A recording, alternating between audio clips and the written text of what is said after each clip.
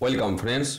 বেশ কিছুদিন আগেই আমাদের রাজ্যের মাননীয় মুখ্যমন্ত্রী কলেজ শিক্ষক এবং অধ্যক্ষ সহ সংশ্লিষ্টদের অবসরের বয়স 62 থেকে 65 হওয়ার কথা বলেছিলেন। তো আজকে সেই বিজ্ঞপ্তি প্রকাশ হয়েছে, সেই বিজ্ঞপ্তি নিয়েই আমি আজকে এসেছি আপনাদের সাথে শেয়ার করতে।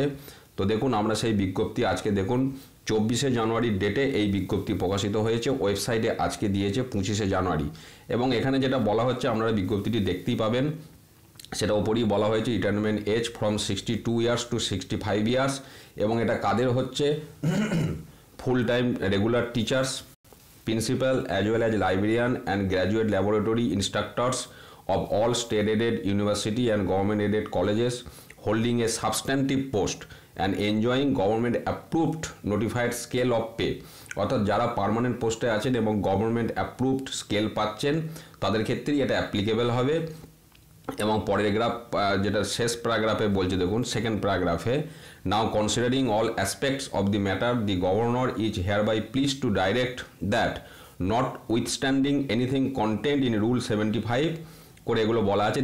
কারা পাচ্ছে সেটা আবার বলা আছে, full time regular teachers, principal, librarians, physical instructors of government colleges, government general degree college, government teachers training degree college, government physical education degree college, government art and craft college Kolkata and government degree level engineering colleges enjoying teaching status and equivalent scale of pay and holding substantive post অর্থাৎ permanent and in service on 1 জানুয়ারি 2019। অর্থাৎ যারা 1 জানুয়ারি 2019 ডেটে কর্মরত আছেন, ওই ডেটে যারা চাকরি করছেন ওই ডেট পর্যন্ত, তারাই এই সুবিধাটা পাবেন। তাদের কি হবে না, shall be enhanced from 62 to 65 years, অর্থাৎ তাদের অবসরের বয়স 62 থেকে বাড়িয়ে 65 করা হলো। পাশাপাশি এটাও বলা আছে এর ফলে অন্যান্য যে বিষয়গুলি আছে তাদের অবসরকালীন বেনিফিট বা অন্যান্য ডেথ কাম রিটায়ারমেন্ট বেনিফিট, সেগুলিতে কোনো পরিবর্তন হবে না, সেগুলো আনঅল্টার থাকবে। এবং এইটা বাড়ানোর ফলে যা ইফেক্ট পড়বে সেটা ইফেক্ট হবে, এবং এটা ইমিডিয়েট ইফেক্ট করতে বলা হয়েছে। এই যে এখানে দিয়ে দিয়েছে unaltered except to the above extent.